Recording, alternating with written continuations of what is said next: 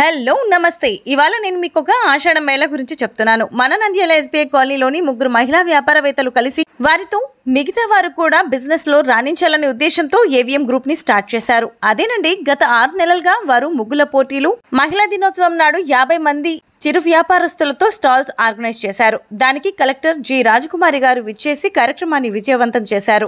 ఇంకా వీరు ప్రతి ఆదివారం పిల్లల కోసం బాల వికాస్ క్లాసెస్ నడుపుతున్నారు. మరి ఇప్పుడు ఆషాఢ మాసంలో ఒక ఎక్స్పో పెడుతున్నారు.